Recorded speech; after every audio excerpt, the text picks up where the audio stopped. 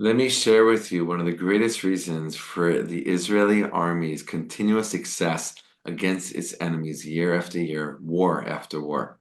Shalom, my friends. It's the Kiva Gersh with Israel in 5, where we give you everything Israel in 5 minutes. Please like and subscribe. If you have any questions, want to keep the conversation going, please do so below in the comments. There are many reasons for the Israeli army's great successes against its enemies, time after time, war after war, year after year. It's the strength and the discipline, the passion and the commitment of its standing army. It's the technology, it's the culture, it's the commitment. It's the idea that Israelis don't have a choice. We have to win every single war against our enemies, or we could literally lose our country. Every single war that Israel fights is an existential war. But there's another reason, a very important reason, why Israel continues to fight so strongly and so successfully against its enemies, and that is the reserve soldiers that show up time and time again in times of need, war after war. As you probably know, in Israel, it is a law, it is a requirement that at the age of 18 years old, Israeli teenagers, they're still teenagers. They join the army and they go into all the different units and all the different jobs, all the different places to make sure that Israel consistently and constantly has a strong functioning army. And that's their service, that's their commitment. A few years of their lives given to the country in order to be in uniform and be on guard for any threat from any of our enemies. And of course, we have many enemies. And after they're done with those few years of service, they go into their regular lives. They study, they work, they travel. Many Israelis travel right after the army to kind of get away, get out, and give themselves a break before coming back to Israel and officially starting their lives. But every single year after that, for many, many years, they have reserve duty. They have to report a few times a week here. I'm sorry, a few times a year, a week here, a couple weeks there to train to make sure they're still in shape, to do guard duty, whatever it might be. And of course, their training during their time going into the reserves is for the case of war, in case there's a war, so that they're ready to fight, so they know what to do. And the unit is strong and the unit is together.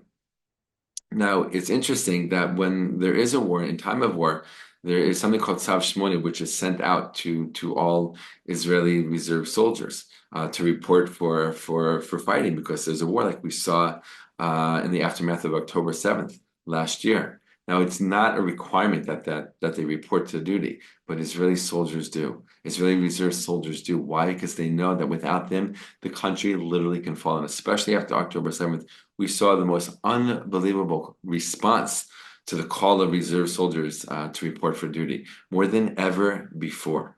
It broke any expectation from the army, and literally young Israelis who were on their trips after the army, abroad for all kinds of personal and work reasons.